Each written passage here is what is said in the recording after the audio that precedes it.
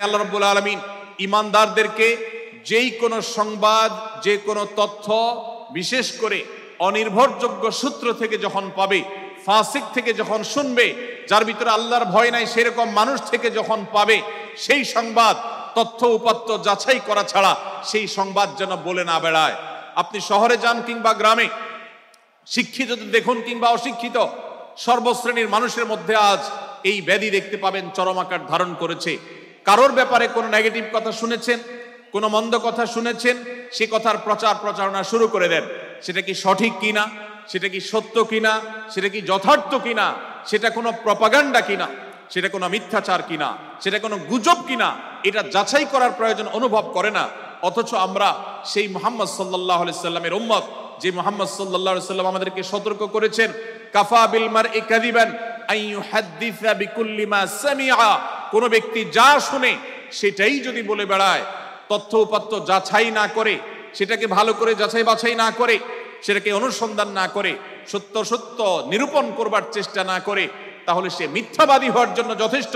এজন্য আজকের এই মাহফিল থেকে আমরা অঙ্গীকার করে যাব, আজকের এই মাহফিল থেকে আমরা নিয়ত করে যাব, এই মজলিসে বসে এই মুহূর্তে নিজে নিজে সংকল্প করব, আমার জীবনে সোশ্যাল মিডিয়া কিংবা ফেসবুকে, ইউটিউবে অথবা অফলাইনে, আমার বাস্তব জীবনে আমি কখনো কোনো মানুষ সম্পর্কে যে কোনো তথ্য উপাত্ত পেয়ে ভুল কোনো ধারণা, মন্দ কোনো ধারণা কারো প্রতি পোষণ করব না। কোনো তথ্য উপাত্ত যদি পাই, কোনো সংবাদ যদি পাই অনির্ভরযোগ্য সূত্রে, তাহলে সেক্ষেত্রে সেটা যাচাই বাছাই করা ছাড়া আমি সেটাকে বিশ্বাস করতে যাব না। এটাই হলো আমাদের ঈমানের দাবি। ভাইরা আমার, একজন ঈমানদার এতটা সরল হবে না যে যা শুনবে সে সেটাকে বিশ্বাস করে বসবে। একজন ঈমানদার এতটা বাস্তবতা থেকে দূরে থাকবে না যে তিনি তার পাওয়া কোনো সংবাদকে অনুসন্ধান করবে না। আল্লাহ তাআলা আমাদের সবাইকে সূরা হুজরাতের এই দ্বিতীয় শিক্ষাটাকে আমাদের জীবনে ভালো করে ধারণ করার তৌফিক দান করুন। আল্লাহ বলেছেন, ইয়া আইয়ুহাল্লাযীনা আমানু, হে ঈমানদারেরা, ইন জাআকুম ফাসিকুম বিনাবাইন ফাতাবায়ানু, তোমাদের কাছে কোনো ফাসিক, যার মধ্যে আল্লাহর ভয় নেই, এরকম কোন মানুষ যদি কোন সংবাদ উপস্থাপন করে, এমনকি গণমাধ্যমেও যদি কোনো সংবাদ প্রচারিত হয়, সংবাদদাতার মধ্যে যদি আল্লাহর ভয় না থাকে, সে যদি টাকার বিনিময়ে কারোর চরিত্র হনন করতে পারে, সে যদি অ্যাডভার্টাইজ পেয়ে কোনো কোম্পানির হয়ে দালালি করতে গিয়ে অন্য কারোর বিরুদ্ধে কোনো মিথ্যাচার করে, সে যদি বিদেশিদের এজেন্ডা বাস্তবায়ন করতে গিয়ে আলেম সমাজের চরিত্রকে কলঙ্কিত করে, কোনো ভালো মানুষকে দোষী হিসাবে সাব্যস্ত করে, তো আল্লাহ তাআলা আমাদেরকে সতর্ক করেছেন, ফাতাবায়ানু, সেই সংবাদ সত্য কিনা আমাদেরকে যাচাই করতে হবে। আন তুসিবু কওমান বিজাহালাহ ফাতুসবিহু আলা মা ফাআলতুম নাদিমিন, যদি আমরা যাচাই বাছাই না করে যা শুনি সেটাকে বিশ্বাস করতে থাকি, তাহলে আমরা এক সময় লজ্জিত হতে হবে, অনুতপ্ত হতে হবে আমাদের এই ভুল অবস্থানের কারণে।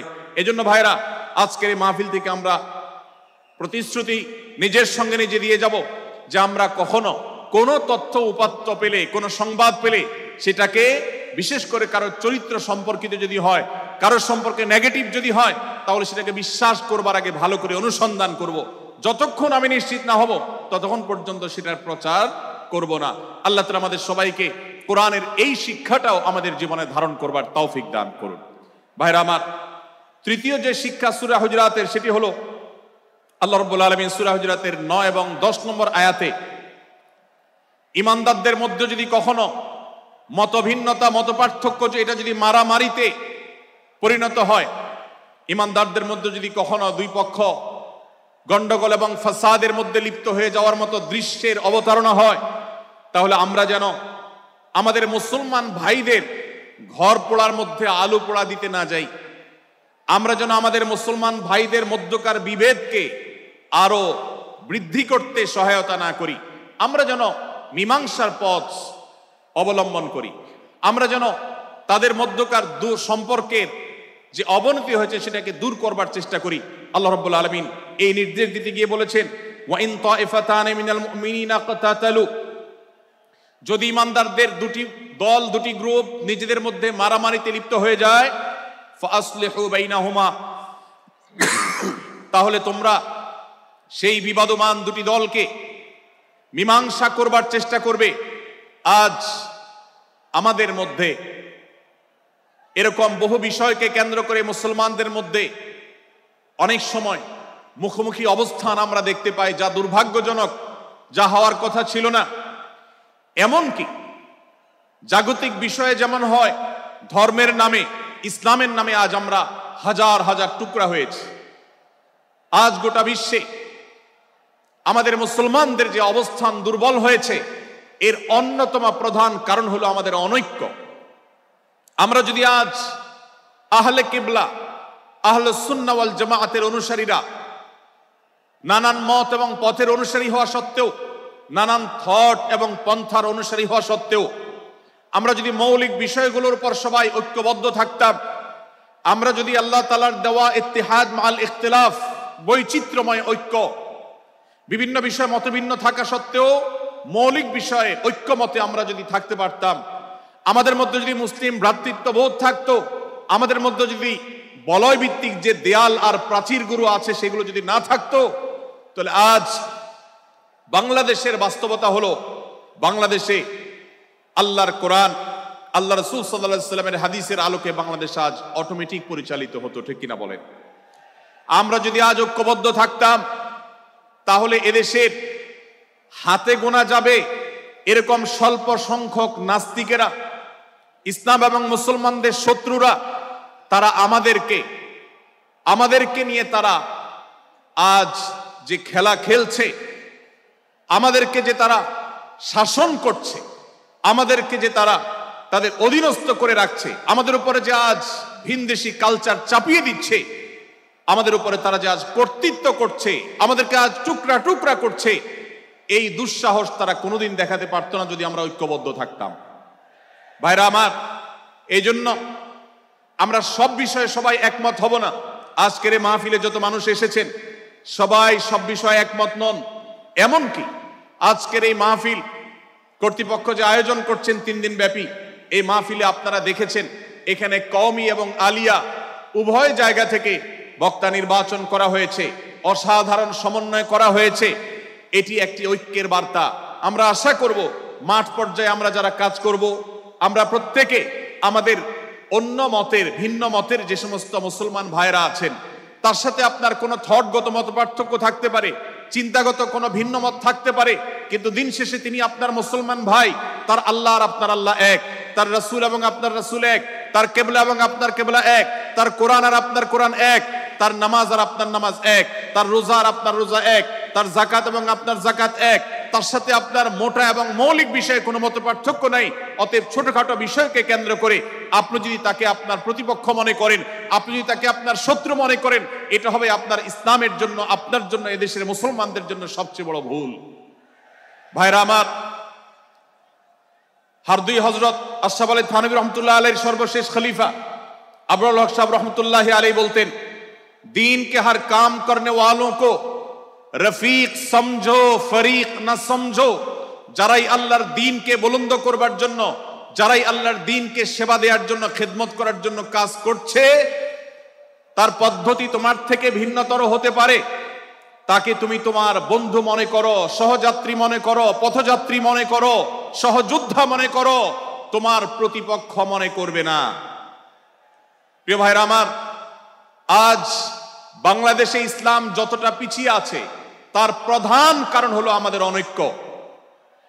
আজ আমরা যদি আমাদের মধ্যকার যে সমস্ত দেয়াল এবং প্রাচীরগুলো, অদৃশ্য প্রাচীরগুলো উঠে আছে, যেগুলো আমাদের মুসলিম ভ্রাতৃত্বকে ভেঙে খান খান করে দিয়েছে, টুকরো টুকরো করে দিয়েছে, যদি আজ আমরা সে সমস্ত অদৃশ্য প্রাচীরগুলো দূরে সরাতে পারতাম, আমার ভিন্ন মতের ভাইকে যদি আমার ভাই মনে করতে পারতাম, তার যদি আমি কল্যাণকামী হতে পারতাম, আল্লাহর কোরআনের ঘোষণা অনুযায়ী এই মুসলমানদের ঐক্যবদ্ধ শক্তিকে দমাবার শক্তি পৃথিবীর কারোর নাই, কারোর নাই, কারোর নাই। আজ আমার ভাইয়েরা ফিলিস্তিনে মার খাচ্ছে, যদি আজ গোটা বিশ্বের মুসলমানরা আমরা ফিলিস্তিনে মুসলমানদের উদ্ধারের ব্যাপারে ঐক্যবদ্ধ থাকতাম, ফিলিস্তিনে মুসলমানের দিকে চোখ তুলে তাকাবার শক্তি বিশ্বের কোনো কাফেরদের থাকতো না। আজ যদি আমরা আমাদের মুসলমান নির্যাতিত ভাইদের ব্যাপারে সারা বিশ্বের মুসলমানরা ঐক্যবদ্ধ অবস্থান গ্রহণ করতে পারতাম, মুসলমানের দিকে চোখ তুলে তাকাবার শক্তি বিশ্বের কোনো কারোর থাকতো না। ভাইরা আমার, গোটা বিশ্বে ঐক্য প্রতিষ্ঠা করা আপনার আমার মতো সাধারণ মানুষের দ্বারা হয়তো সম্ভবপর হবে না, কিন্তু আমরা যারা মাঠ পর্যায়ে কাজ করছি, আমি আপনাদেরকে করজোড় করে অনুরোধ করতে চাই। আমি জানি আপনার এলাকাতে, আপনার মহল্লাতে আপনার সাথে অন্য মুসলমান ভাইদের অনেক ক্ষেত্রে মতভিন্নতা আছে। সেটা রাজনৈতিক দৃষ্টিভঙ্গির ক্ষেত্রে হতে পারে, সেটা ধর্মীয় থট এবং মানহাজ মাযহাব মাসলাকগতভাবে হতে পারে, সেটা অন্য কোনো ইস্যু ভিত্তিক মত পার্থক্য হতে পারে। আল্লাহর জন্য, আল্লাহর ওয়াস্তে, আল্লাহর ওই আয়াতকে মেনে আমল করার চেষ্টা করি আমরা। আল্লাহ বলেছেন, ওয়া'তাসিমু বিহাবলিল্লাহি জামিআন ওয়া লা তাফাররাকু, তোমরা আল্লাহর রশিকে সবাই ঐক্যবদ্ধভাবে আঁকড়ে করে ধরো, ঐক্যবদ্ধভাবে আল্লাহর রশিকে আঁকড়ে ধরো, তোমরা পরস্পর বিচ্ছিন্ন হয়ে যেও না। আমরা অনেক ফরজের কথা শুনেছি, নামাজ রোজা ফরজ আমরা জানি, বাবা মার প্রতি সদ্ব্যবহার করার ফরজের কথা আমরা জানি, আত্মীয়তার সাথে সুসম্পর্ক, আত্মীয়তার বন্ধন রক্ষার কথা আমরা জানি, ফরজ হওয়ার কথা জানি, কিন্তু মুসলমানদের ঐক্যবদ্ধ থাকতে হবে এই ফরজের কথা আমরা অনেকেই জানি না। ভাইরা আমার, মুসলমানদেরকে আল্লাহ রাব্বুল আলামিন ঐক্যবদ্ধ থাকার নির্দেশ দিয়েছেন। এই ঐক্যটা এর মানে এই নয় যে সবাই এক মতের হয়ে যাবে সব বিষয়ে। বিভিন্ন বিষয়ে আমাদের মধ্যে মত পার্থক্য থাকবে, তারপরে আমরা একে অন্যের সহযোদ্ধা হব, সহযাত্রী হব, আমরা একে অন্যের কল্যাণকামী হব, একে অন্যের ভালো চাইবো। আমার ভিন্ন মতের মুসলমানের কোনো ক্ষতিতে আমি খুশি হব না, তার ক্ষতিতে আমি কষ্ট পাবো, তার সাফল্যকে আমি এনজয় করব, আনন্দিত হব।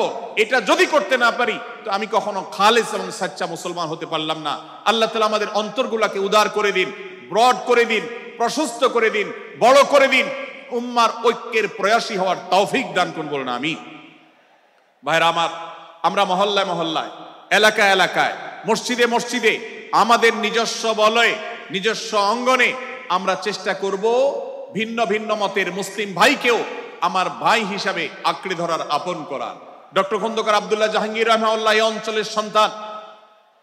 তিনি বলতেন, বেদাতে লিপ্ত কোন মুসলমান, তার ব্যাপারেও আমি মনে করি আমার ভাই ভুলের মধ্যে আছেন, তার ব্যাপারে আমার মায়া মমতা কাজ করে, আমি তার কল্যাণকামী, তাকে আমার ভাই মনে করি। ঠিক একইভাবে আমার কোন মুসলমান ভাইয়ের সাথে যদি আমার ভিন্ন মতের কারণে আমার মনে হয় যে তিনি ভুল পথে আছেন, তারপর তাকে আমি শত্রু ভাববো না, তার অকল্যাণ আমি চাইবো না।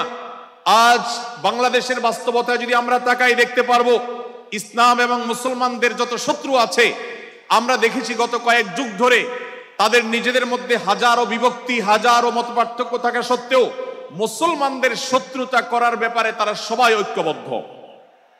অথচ আমরা মুসলমানরা আমাদের আল্লাহ, আমাদের রাসূল, আমাদের কোরআন, আমাদের কিবলা, আমাদের সবকিছু এক হওয়া সত্ত্বেও ছোটখাটো বিষয়কে নিয়ে আমরা আমাদের মধ্যকার বিভেদের প্রাচীরগুলোকে দাঁড় করিয়ে রেখেছি, যার কারণে আমরা গোটা বিশ্বে যেমন মার খাচ্ছি, আমাদের এই প্রিয় মাতৃভূমিতেও আমরা সংখ্যায় সবচেয়ে বেশি হয়েও আমরা কালচারালি মাইনরিটি হয়ে আছি, সংস্কৃতিতে আমরা সংখ্যালঘু হয়ে আছি।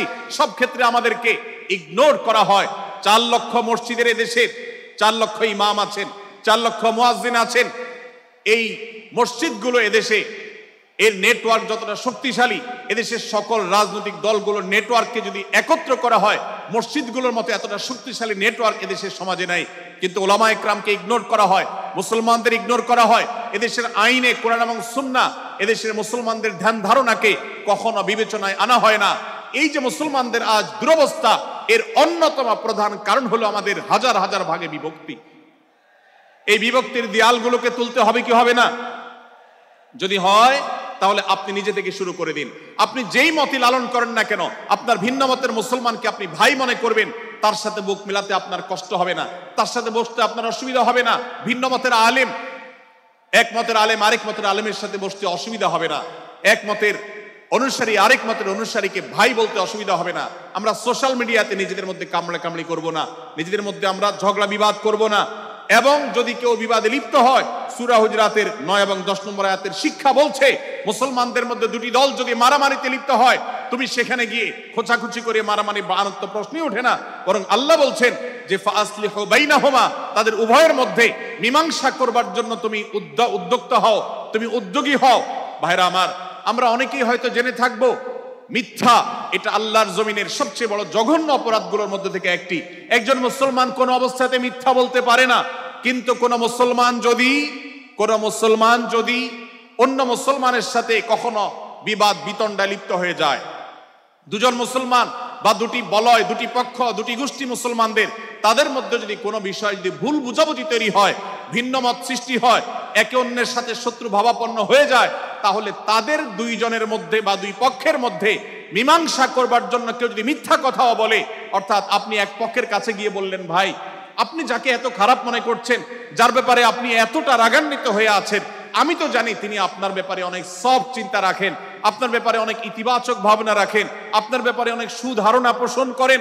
আপনি যদি একজন মুসলমানের কাছে গিয়ে, এক পক্ষের কাছে গিয়ে যদি এই কথাটা বলেন, বাস্তবে তিনি যদি এটা নাও বলেন, তারপরেও আপনি যদি এই মিথ্যা কথা বলেন, এই মিথ্যা এটা শুধু জায়েজ নয়, বরং এই মিথ্যাটা এর মাধ্যমে আপনি যে তাদের পরস্পরের সম্পর্ককে ভালো করার চেষ্টা করেছেন, এর মাধ্যমে আপনি আল্লাহর কাছে নেকি এবং সওয়াব পাবেন ইনশাআল্লাহ। ভাইরা আমার, তাহলে দুজন মুসলমান, দুটি পক্ষ, দুটি দল, দুটি বলয়, দুটি গোষ্ঠী যদি কখনো ভিন্ন মত তাদের মধ্যে তৈরি হয়, সেটা যদি মারামারিতে গিয়ে পৌঁছায়, সেটা যদি বিবাদ বিতণ্ডা পর্যন্ত গিয়ে পৌঁছায়, আমাদের কাজ হবে মধ্যে থেকে সেটাকে মীমাংসার মাধ্যমে দূরত্বকে কমানো। আমরা কখনো দূরত্ব বাড়াবো না, পারলে দূরত্ব কমাবো। ডক্টর খন্দকার আব্দুল্লাহ জাহাঙ্গীর রহমতুল্লাহ একটা কথা বলতেন, মুসলমানদের বাড়িতে যে আগুন লেগেছে, বিভেদের আগুন, মতবিরোধের আগুন, মত পার্থক্য, এটা মতবিরোধে যে পৌঁছে গেছে, এ আগুন তিনি বলতেন, আমি নিভাবার মতো শক্তি আমার নাই, এত পাওয়ার নাই যে বহুদা বিভক্ত মুসলমানদেরকে আমি ঐক্যবদ্ধ করে ফেলবো, এত শক্তি আমার হাতে নেই। কিন্তু একটা শক্তি আমার কাছে আছে ভাই, সেটা হলো যে বিবাদমান মুসলমানদের মধ্যে বিবাদ যেন আর না বাড়ে, বিবাদের যে আগুন লেগেছে সে আগুনে যেন আর ঘি ঢালা না হয়, কেরোসিন ঢালা না হয়, সেজন্য আমি ভূমিকা রাখতে পারি। আমি আপনাদেরকে বিনয়ের সাথে অনুরোধ করতে চাই, যত বিষয় নিয়ে আমাদের মুসলমানদের পরস্পরের মত পার্থক্য আছে, হতে পারে সেটা মাসআলা নিয়ে, হতে পারে সেটা রাজনৈতিক অবস্থানকে কেন্দ্র করে, হতে পারে অন্য কোনো বিষয়কে কেন্দ্র করে, আল্লাহর ওয়াস্তে আপনি বিভেদ মিটাতে পারেন আর না পারেন, বিভেদ যেন না বাড়ে সেজন্য আপনি অবস্থান গ্রহণ করবেন, বিভেদ বাড়ার ক্ষেত্রে কোনো ভূমিকা পালন করবেন না, এবং সব সময় উম্মার ঐক্য প্রয়াস চালাবেন, উম্মার ঐক্য চেষ্টা করবেন। আল্লাহর কাছে আপনি যে দোয়াগুলো করেন, এর মধ্যে একটা দোয়া যেন এটাও থাকে, হে আল্লাহ, আমরা বহুদা বিভক্ত হয়ে গেছি, আমরা টুকরা টুকরা হয়ে গেছি, যার কারণে তোমার ভাষ্য অনুযায়ী ফাতাফশালু ওয়া তাযহাবা রিহুকুম, আজ আমাদের শক্তি শেষ হয়ে গেছে, আমরা দুর্বল হয়ে গেছি। আজ বাংলাদেশের বাস্তবতা যদি আমরা বলি, যে দেশের 90-95 ভাগ মানুষ মুসলমান, সে দেশে আজ হাতে গোনা কিছু নাস্তিক, কিছু ইসলাম বিদ্বেষী, মুসলমান বিদ্বেষীরা, তারা আমাদেরকে আজ উঠা বসা করায়, তারা আমাদের আইন নির্ধারণ করে, তারা আমাদের শাসক নির্ধারণ করে, তারা আমাদের সব বিষয়গুলোকে নির্ধারণ করে দেয়। আমাদের সন্তানরা পাঠ্যপুস্তকে কি পড়বে সেটাও ইসলাম বিদ্বেষীরাই ঠিক করে দেয়। ভাইরা আমার, এই অবস্থার যদি পরিবর্তন চাই, তাহলে আমাদের মধ্যকার দূরত্বগুলো কমাতে হবে। এজন্য আপনার দোয়ার মধ্যে আল্লাহর কাছে নিবেদন করুন, আল্লাহ আপনি আমাদের মধ্যকার বিভেদগুলো কমিয়ে দিন, আল্লাহ আমাদের ওলামাদেরকে ঐক্যবদ্ধ করে দিন, আল্লাহ আমাদেরকে ইত্তেহাদ মাল ইখতিলাফ, বৈচিত্র্যময় ঐক্য, মতভিন্ন থাকা সত্ত্বেও মৌলিক বিষয় ঐক্যবদ্ধ হওয়ার তৌফিক দান করুন। সীসাঢালা প্রাচীরের মতো আমাদেরকে কাঁধে কাঁধ মিলিয়ে আল্লাহ এবং তার রাসূল সাল্লাল্লাহু আলাইহি সাল্লামের আদেশ নিষেধকে ব্যক্তি, সমাজ, পরিবার, রাষ্ট্রে সর্বত্র বাস্তবায়নের জন্য কাজ করার তৌফিক দান করুন। আমরা আমাদের দোয়ার মধ্যে মুসলমানদের ঐক্যের জন্য দোয়া করব তো ইনশাআল্লাহ। আল্লাহ তাআলা আমাদেরকে সেই তৌফিক দান করুন। ভাইরা আমার, তাহলে সূরা হুজুরাতের তৃতীয় শিক্ষা বলছিলাম, 9 থেকে 10 নম্বর আয়াতে আল্লাহ রাব্বুল আলামিন মুসলমানদের মধ্যে যদি কখনো বিবাদ বিতণ্ডা, মারামারি, হানাহানি সৃষ্টি হয়, তাহলে সেটিকে মীমাংসা করবার কথা বলেছেন। অতএব যদি কোনো স্বামী স্ত্রীর মধ্যেও কখনো মনোমালিন্য তৈরি হয়, আপনার যদি সেখানে ভূমিকা রাখবার সুযোগ থাকে, আপনি চেষ্টা করবেন উভয়ের মধ্যে দূরত্বটা কমাবার জন্য। আমরা অনেকে আজকাল নামাজ কালাম পড়ি, রোজা রাখি, দাড়ি রাখি, অনেক ভালো ভালো কথা বলি, অথচ দুজনের মধ্যে গন্ডগোল লাগলে আমরা সেখানে এক পক্ষ হয়ে আরেক পক্ষকে আমরা খেপিয়ে তুলি। পারলে অনেকে চগলখড়ি করেন, প্রত্যেক পক্ষের কাছে গিয়ে অপর পক্ষের ব্যাপারে মিথ্যা কথা বলে তাদের মধ্যে ভেজালকে আরো বাড়িয়ে দেন।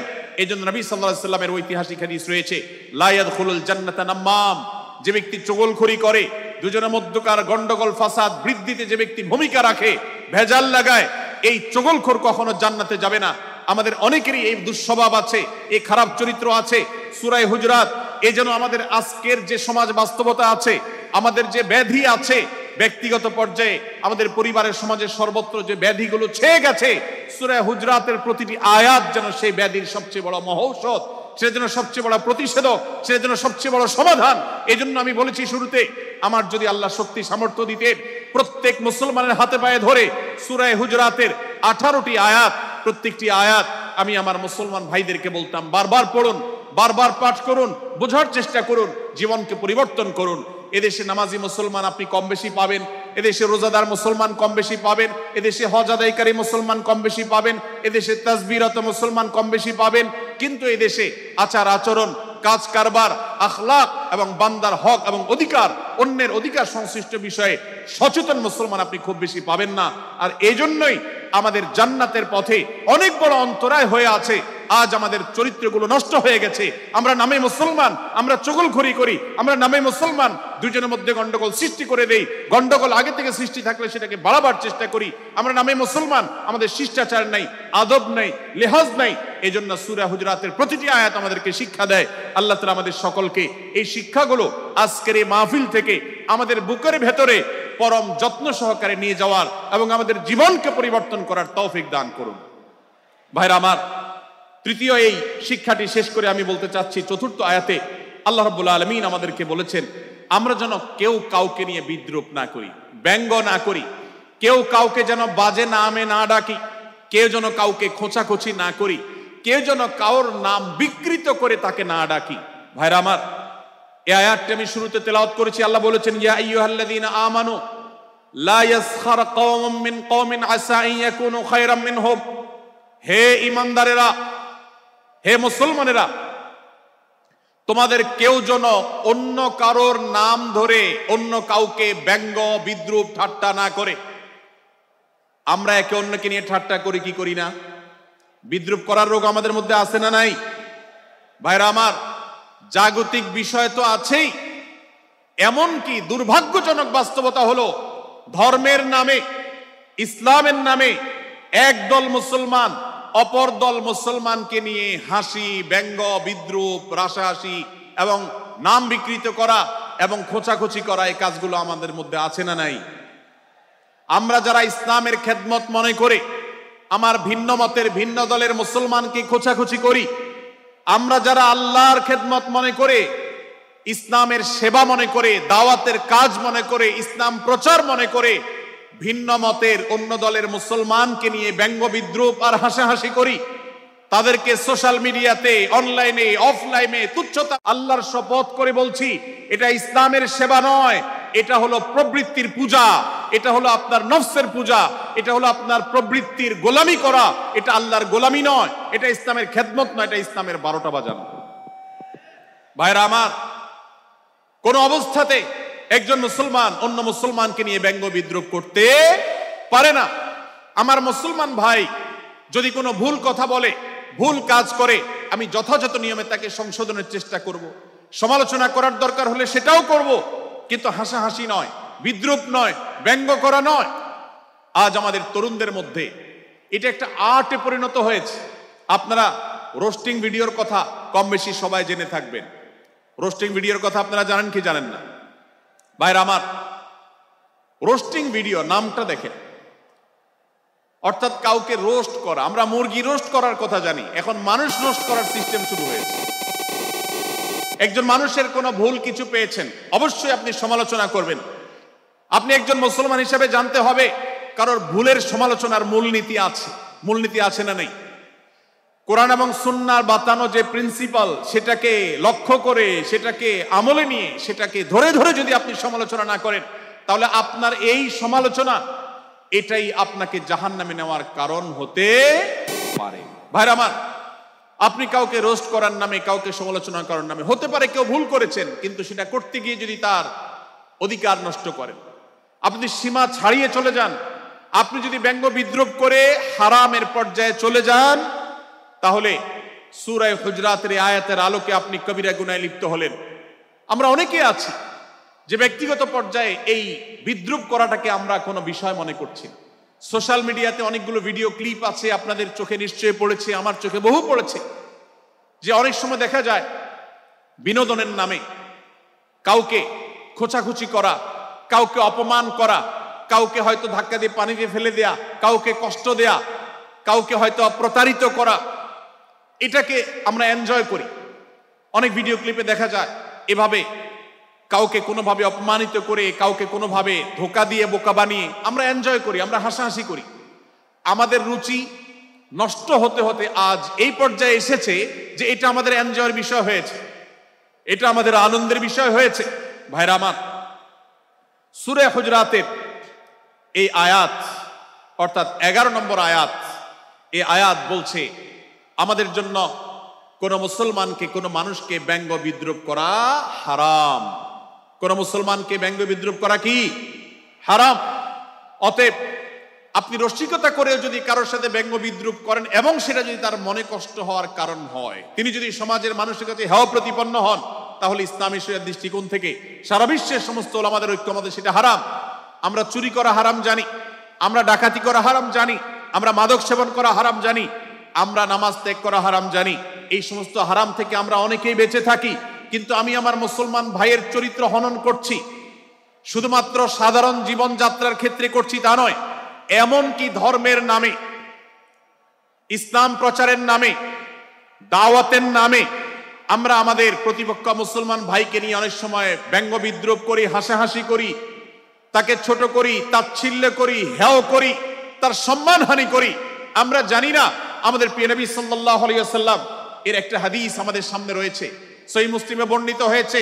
নবী করিম সাল্লাল্লাহু আলাইহি ওয়াসাল্লামের এই হাদিস আজ সবচেয়ে অসহায় হাদিস। অসহায় হাদিস এই জন্য বললাম যে আজকের এই হাদিসের উপরে কেউ আমল করে না, এই হাদিসটাকে কেউ পাত্তা দেয় না, এই হাদিসকে কেউ গুরুত্ব দেয় না। অথচ এই হাদিস প্রত্যেক মুসলমানের বুকে বুকে ঝুলিয়ে রাখা দরকার। এই হাদিস আমাদের ঘরে ঘরে ঝুলানো দরকার। এই হাদিস আমাদের অফিসগুলোতে শোভা পাওয়া দরকার। এই হাদিস আমাদের জীবনে বাস্তবায়ন হওয়া দরকার। নবী করিম সাল্লাল্লাহু আলাইহি ওয়াসাল্লাম সেই হাদিস বর্ণনা করেছেন।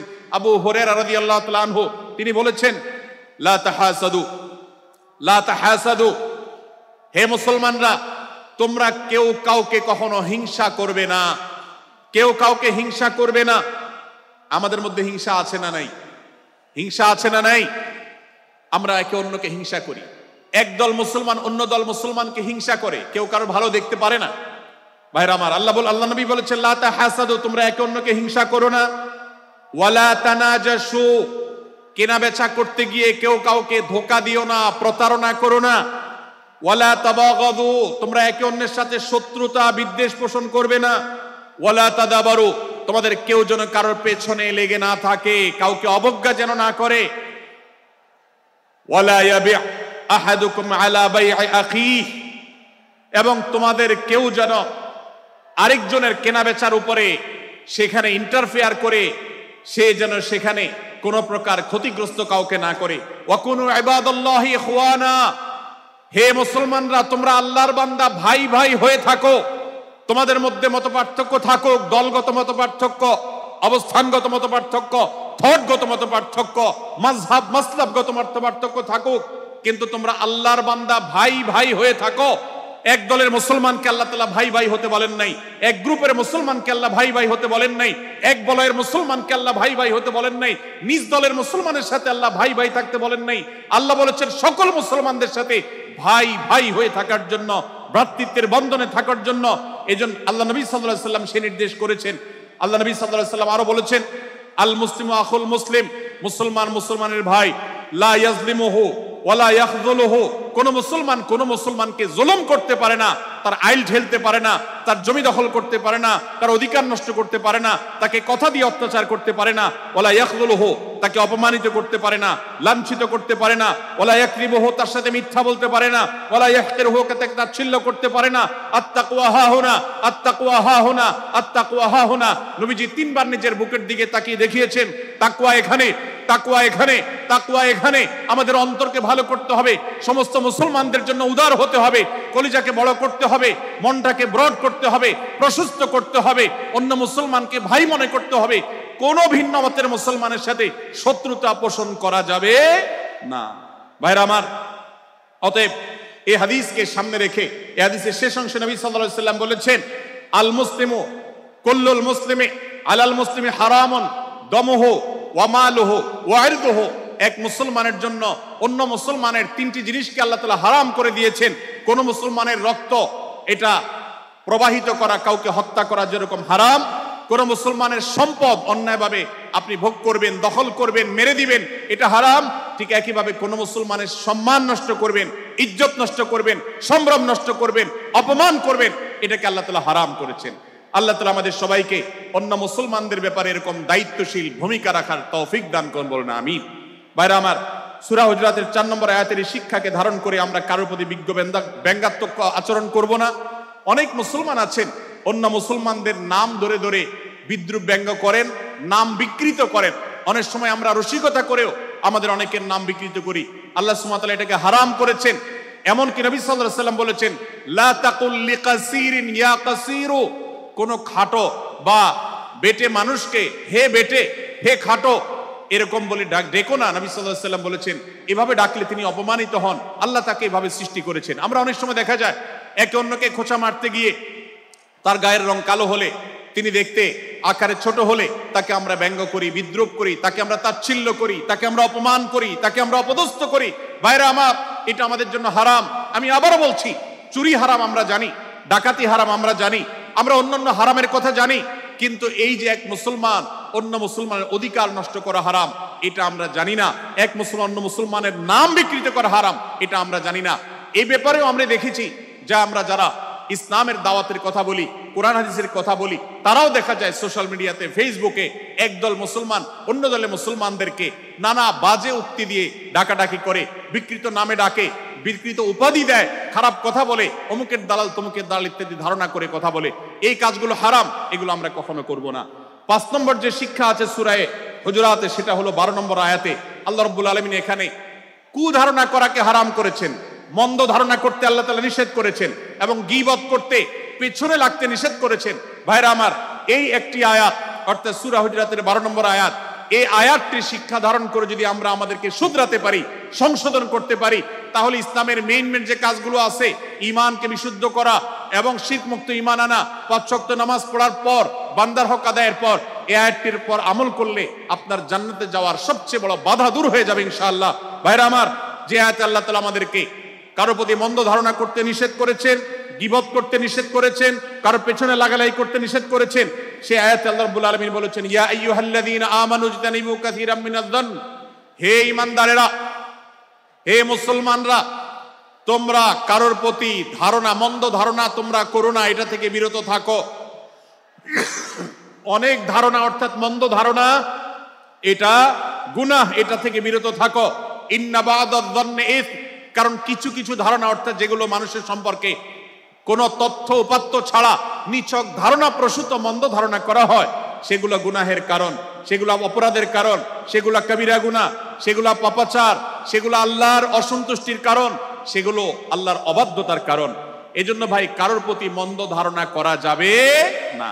এক্ষেত্রে আমি জানি আমাদের ব্যক্তিগত পর্যায়ে কারোর ব্যাপারে কোনো কিছু কথা উঠেছে অথবা সামান্য একটু সন্দেহ তৈরি হয়েছে, আমরা তার চরিত্র নিয়ে টানাটানি করি। আমরা জানি না একজন মুসলমানের চরিত্রের মূল্য কত বড়। আমার কাছে সুস্পষ্ট প্রমাণ আসার আগ পর্যন্ত কোনো মুসলমানের চরিত্র নিয়ে আমার ব্লেম করবার কোনো অধিকার আমার নাই। এই জন্য একজন মুসলমান কখনো কারো প্রতি কুধারণা করবে না, মন্দ ধারণা পোষণ করবে না, খারাপ ধারণা পোষণ করবে না। আল্লাহ তাআলা আমাদেরকে এমন মুসলমানের সম্পর্কে খারাপ ধারণা করা থেকে বেঁচে থাকার তৌফিক দান করুন। ভাইরা আমার, কিছুটা বিশৃঙ্খলা দেখা যাচ্ছে। আমরা আপনাদেরকে বিনীতভাবে অনুরোধ করতে চাই, অনুগ্রহ করে সবাই বসে পড়ুন।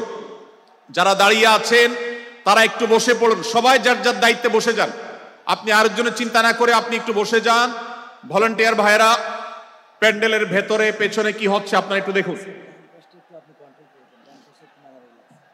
ডান পাশে যে সমস্ত ভাইরা আছেন, ভাইরা আপনারা আমার কথা শুনুন। ডান পাশে, আমার প্যান্ডেলের ডান পাশে যারা আছেন, আপনাদেরকে আমরা অনুরোধ করছি, ওয়াজ মাহফিলের মঞ্চে, তাফসীর কোরআন মাহফিলের প্যান্ডেলে এসে আমরা যদি বিবাদ বিতণ্ডায় লিপ্ত হই, আমরা সে বিষয়ে আলোচনা করছি, আল্লাহর ওয়াস্তে আমরা বিবাদ বিতণ্ডা বন্ধ করি। আপনারা একটু শান্ত হন, আল্লাহর জন্য একটু সবর করেন। ভাইরা আমার, এদিকে যে কিছুটা বিশৃঙ্খলা দেখা যাচ্ছে, আপনাদেরকে আমরা অনুরোধ করছি আপনারা একটু বিশৃঙ্খলা বন্ধ করুন। ভাইরা, এখানে যারা দাঁড়িয়ে আছেন সবাই বসে যান, সবাই বসে যান, সবাই বসে যান। যশোরের মানুষের দুর্নাম হোক, আপনারা কি চান? আপনারা কি চান যশোরের মানুষের দুর্নাম হোক? তাহলে আশপাশে ভাইরা ওনাদেরকে সবাইকে বসায় দেন, বসায় দেন, কাউকে দাঁড়ায় থাকতে দিবেন না। ভাই সবাই বসেন, সবাই বসে যান। এখানে যারা দাঁড়িয়ে আছেন সবাই বসেন, অনুগ্রহ করে সবাই ধৈর্য ধারণ করেন এবং বসেন। আজকের এই মাহফিল সুন্দরভাবে শেষ হোক। আপনারা কি চান কি চান না? ভাই আপনারা কি চান কি চান না? যদি আপনারা চান, অনুগ্রহ করে আমার ডান পাশে যারা বিশৃঙ্খলা করছেন তারা বসে যান। আপনাদেরকে আমরা অনুরোধ করছি এখান থেকে বসে যান। আপনারা কি ডক্টর মিজানুর রহমান আজহারী সাহেবের আলোচনা শুনতে চান কি চান না? যদি চান তাহলে মেহেরবানি করে আওয়াজ বন্ধ করে পরিবেশ শান্ত করে। এখানে অল্প কিছু মানুষের মধ্যে বিশৃঙ্খলা দেখা যাচ্ছে। কোনো কারণে এত বড় মাহফিল, এত মানুষের, লাখো লাখো মানুষের সমাগম, এখানে কোনো কারণে ঝামেলা হতেই পারে, কিন্তু আমরা অনুগ্রহ করে ধৈর্য ধারণ করি। ধৈর্য কোথায়? সবাই বসে যাই, সবাই বসে যান, আওয়াজ বন্ধ করে। ভলান্টিয়ার ভাইরা এদিকে বিনয়ের সাথে মানুষদেরকে বসানোর জন্য চেষ্টা করেন। আশেপাশের যারা আছেন বসে, তারা দাঁড়ানো ভাইদেরকে হাতে পায়ে ধরে বসান, সবাই সবাইকে টান দিয়ে বসান। ভাই এপাশে যারা বিশৃঙ্খলা আচরণ করছেন তারা আপনারা একটু বসেন। আপনারা যদি বিশৃঙ্খলা আচরণ না থামান তাহলে সেক্ষেত্রে মাহফিল সুন্দরভাবে শেষ করা যাবে না। আমার আলোচনার শেষের দিকে আমরা আলোচনা শেষ করে এশার নামাজ পড়বো, তারপরে আমাদের শেষ অধিবেশন হবে ইনশাআল্লাহ। তারপরে শেষে নামাজ। ওকে ওকে, আপনার মাঝে আপনার শেষের পরে ওই যে মামা 15 মিনিট ওনার ব্যাপারে ধারণা দেবেন অথবা আমার ব্যাপারে। তারপরে ভাই মেহেরবানি করে আপনারা শান্ত হন। আমাদের আলোচনার পর আজকের আমাদের প্রধান আকর্ষণ এবং প্রধান বক্তা ডক্টর মিজানুর রহমান আজহারী হাফিজাহুল্লাহ, তিনি আসবেন, তিনি আলোচনা করবেন। তারপরে আমরা মাঠে ইনশাআল্লাহ সবাই জামাতের সাথে এশার সালাত আদায় করব। আমি কয়েক মিনিটের মধ্যে আলোচনা শেষ করব, আপনারা মেহেরবানি করে শান্ত হন। জাযাকুমুল্লাহ খাইর। ভাইরা আমার, আমি যে জায়গাটা ছিলাম, সূরা হুজরাতের 12 নম্বর আয়াতে আল্লাহ রাব্বুল আলামিন আমাদেরকে সূরা হুজরাতের 5ম শিক্ষা দিয়েছেন। মুসলমানদের জন্য যা গুরুত্বপূর্ণ তা হলো আমরা কারোর প্রতি মন্দ ধারণা করব না।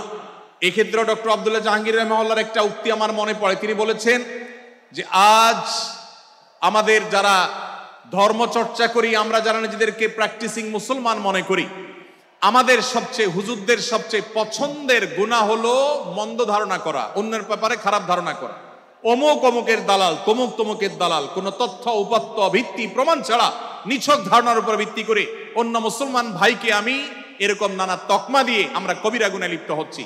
আমরা এই বদ ধারণা করা, মন্দ ধারণা করা যে কবিরা গুনাহ অনেকে জানি না। অনেকে অনেকের পেছনে লাগছি, অনেকের ওয়াজ শুনছি দোষ বাইর করার জন্য, স্ট্যাটাস পড়ছি ভুল বাইর করার জন্য। এই যে মানুষের পেছনে লাগা, এটা আল্লাহ তাআলা নিষেধ করেছেন, ওয়ালা তাজাসসু, তোমরা কেউ কারোর ছিদ্র অন্বেষণ করার, দোষ আবিষ্কার করার চেষ্টা করবে না, এবং ওয়ালা ইয়াগতাব বা'দুকুম বা'দা, কেউ কারোর গীবত শিকায়াত করবে না। এই আয়াতে আমাদেরকে কেউ কারোর পেছনে পরনিন্দা করতে নিষেধ করেছেন। ইসলাম বলে আমরা মানুষের সামনে মানুষের ভুলের কথাগুলো বলবো বিনয়ের সাথে, যাতে তিনি সংশোধিত হন, আর তার পেছনে প্রশংসা করব। আমরা করি উল্টা, আমরা মানুষের সামনে এসে মানুষের প্রশংসা করি আর তার পেছনে গিয়ে তার দুর্নাম করি। ইসলামকে যদি আমরা মানতাম সমাজটা সুন্দর হয়ে যেত।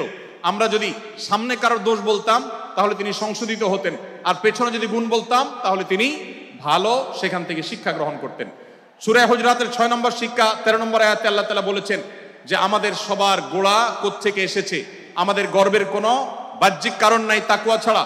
আল্লাহ বলেছেন, ইয়া আইয়ুহান নাস ইন্না খালাকনাকুম মিন যাকারিন ওয়া উনসা, হে মানুষ সকল, তোমাদেরকে আমি মানুষ, নারী এবং পুরুষ, আদম এবং হাওয়া থেকে সৃষ্টি করেছি।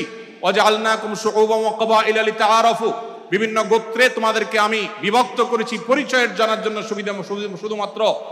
আর আল্লাহ বলেছেন শেষে, ইন্নাল্লাহা আলিমুন খাবীর, তোমরা কি করো আল্লাহ জানে। অতএব আমাদের কারোর উপর কারো কোনো শ্রেষ্ঠত্ব নেই তাকওয়া ছাড়া। আল্লাহ বলেছেন, ইন্না আকরামাকুম ইনদাল্লাহি আত্তাকুম, আমাদের মধ্যে সবচেয়ে মর্যাদাবান হবে তিনি যার মধ্যে তাকওয়া সবচেয়ে বেশি হবে। আমাদের কোনো বংশগত গৌরব, কোনো অঞ্চলগত গৌরব, অন্য কোনো গৌরব আমাদের থাকবে না, শুধু তাকওয়ার গৌরব আমাদের থাকতে পারে। সেটাও গর্ব, নিষিদ্ধ গর্ব বা অহংকারের মতো নয়, বরং সেটা আমাদের বিনয়ের জায়গা। সর্বশেষ 7 নম্বর যে শিক্ষা সূরা হুজুরাতে রয়েছে, সেটা 14 এবং 14 থেকে 18 নম্বর আয়াতে আল্লাহ তাআলা ঈমান এবং ইসলামের চিহ্ন উল্লেখ করেছেন। যে 6টা শিক্ষা উল্লেখ করা হয়েছে, এর আলোকে মুসলমানকে, মুনাফিককে সেটা নিরূপণ হবে। এজন্য আল্লাহ তাআলা শেষে এটি উল্লেখ করেছেন। এই 7টি শিক্ষাকে ধারণ করে আমরা আমাদেরকে ভালো মুসলমান হিসেবে গড়ে তোলার চেষ্টা করব, আমাদের জীবনকে সাজাবার চেষ্টা করব। আল্লাহ তাআলা আমাদের সবাইকে তৌফিক দান করুন। আমি আবারও এক নজরে বলে শেষ করছি, সূরা হুজুরাত কোরআনে কারীমের 26তম পারার একটি সূরা, 49 নম্বর সূরা, কোরআনের 18টি আয়াতের আছে। প্রথম থেকে 5 নম্বর আয়াত পর্যন্ত আল্লাহ রাসূলের সাথে আদব লেহাজ বজায় রাখা, শিষ্টাচার মেনটেন করা এবং সম্মানীয় ব্যক্তিদের সাথেও এখান থেকে আমরা শিক্ষা নিয়ে আদব লেহাজ বজায় রাখা, তাদের সামনে আগ বেড়ে কথা না বলা, আগ বেড়ে কাজ না করা, উচ্চকণ্ঠে কথা না বলায় শিক্ষা আল্লাহ দিয়েছেন। দ্বিতীয়ত, আমাদেরকে কোনো সংবাদ, বিশেষ করে অনির্ভরযোগ্য তথ্যের সংবাদ শুনে আমাদেরকে কারোর ব্যাপারে ধারণা করার আগে আল্লাহ তাআলা আমাদেরকে যাচাই করার শিক্ষা দিয়েছেন। আমরা যেন গুজবে, আমরা যেন ধারণা প্রসূত কোনো তথ্যে আমরা যেন কান না দেই, সেই শিক্ষা আল্লাহ আমাদেরকে দিয়েছেন। এটি 6 থেকে 8 নম্বর আয়াতে, 9 থেকে 10 নম্বর আয়াতে আল্লাহ তাআলা মুসলমানদের 2 গ্রুপের মধ্যে গন্ডগোল দেখা দিলে মীমাংসা করতে বলেছেন। এবং 4 নম্বর শিক্ষা 11 নম্বর আয়াতে বিদ্রুপ করতে নিষেধ করেছেন আল্লাহ তাআলা, কারণ নাম ধরে ব্যঙ্গ করাকে হারাম করা হয়েছে। এবং 5 নম্বর শিক্ষা 12 নম্বর আয়াতে আল্লাহ তাআলা দিয়েছেন, কারোর প্রতি মন্দ ধারণা করা যাবে না, কারোর পেছনে লাগা যাবে না, এবং কারোর মন্দ নামে কাউকে ডাকা যাবে না, কারোর সমালোচনা তার পেছনে করা যাবে না, এগুলোকে হারাম করা হয়েছে। 6 নম্বর শিক্ষা 13 নম্বর আয়াতে আল্লাহ বলেছেন, আমাদের সবার মধ্যে কারোর কোনো শ্রেষ্ঠত্ব নাই তাকওয়া ছাড়া। যার তাকওয়া যত বেশি, আল্লাহ ভীতি যত বেশি, তিনি আল্লাহর কাছে তত শ্রেষ্ঠ এবং সেরা। 7 নম্বর সর্বশেষ শিক্ষা হলো 14 থেকে 18 নম্বর আয়াতে আল্লাহ রাব্বুল আলামিন ঈমানদারদের আলামত, মুনাফিকদের আলামত উল্লেখ করেছেন। সেখান থেকে শিক্ষা নিয়ে আমরা আমাদের ঈমানকে পরখ করার চেষ্টা করব, আমাদের আমলকে পরখ করার চেষ্টা করব। আল্লাহ তাআলা আমাদেরকে সূরা হুজুরাতের আলোকে আমাদের জীবনকে গঠন করার তৌফিক দান করুন, বলুন আমিন। আল্লাহ তাআলা আমাদের সবাইকে আজকের এই তাফসীর কোরআন মাহফিল থেকে সূরা হুজুরাতের এই 7টি শিক্ষাকে ধারণ করে ভালো মুসলমান, যে মুসলমান সম্পর্কে নবীজি বলেছেন আল মুসলিমু আখুল মুসলিম, মুসলমান মুসলমানের ভাই। যে হাদিসে নবীজি বলেছেন যে আল মুসলিমু মান সালিম আল মুসলিমুনা মিন লিসানি ওয়া ইয়াদি, মুসলমান সে যার হাত আর মুখ দ্বারা অন্য কোন মুসলমান কষ্ট পায় না, নিরাপদে থাকে। আমরা আমাদের সমাজকে শান্তিপূর্ণ, সুশৃঙ্খল রাখতে হলে আমাদেরকে মুসলমান হতে হবে, ভালো মানুষ হতে হবে। আমাদের হাত মুখ দ্বারা কেউ কষ্ট পাবে না, কারোর হক নষ্ট করব না, কারোর অধিকার নষ্ট করব না, কারোর কষ্টের কারণ হবে না, কাউকে আঘাত করব না, কাউকে গালি দিব না, কারোর কোনো প্রকার অধিকার খর্ব করব না, জুলুম করব না। আল্লাহ তাআলা আমাদের সবাইকে কোরআন এবং হাদিস যে মুসলিমের চিত্র অঙ্কন করেছে, কোরআন এবং হাদিসে মুসলিমের যে রূপরেখা বর্ণনা করেছে, কোরআন এবং হাদিসে যে আদর্শ মুসলমানের চিত্র উপস্থাপন করেছে, আল্লাহ আমাকে, আপনাকে, আমাদের সবাইকে সেই মুসলমান হওয়ার তৌফিক দান করুন, বলুন আমিন। ভাইরা আমার, আমরা মুসলমানরা যদি কোরআন হাদিসের আলোকের সে আদর্শ মুসলমান হতে পারি, বিশ্বের মানচিত্র পরিবর্তন হতে সময় লাগবে না, বাংলাদেশের পরিস্থিতি পরিবর্তন হতে সময় লাগবে না। তবে সবকিছুর আগে আমাদেরকে বদলাতে হবে, আমাদেরকে মুসলমান হতে হবে, কোরআন এবং হাদিসের বাস্তব অনুসারী হতে হবে। প্রকৃত কোরআন হাদিসের অনুসারী হতে পারলেই ইনশাআল্লাহ ইসলামের জয় হবে, কোরআন হাদিসের বিজয় হবে, মুসলমানদের বিজয় হবে, মুসলমানদের দুর্দিনের পরিবর্তন আসবে। আমরা বিশ্ববাসীকে দেখাতে পারবো আমরা সবচেয়ে আদর্শবাদী, আমরা বিশ্বের মানবতার সবচেয়ে বড় আমরা অনুসারী এবং মানবতাকে সবচেয়ে বেশি প্রতিষ্ঠাকারী।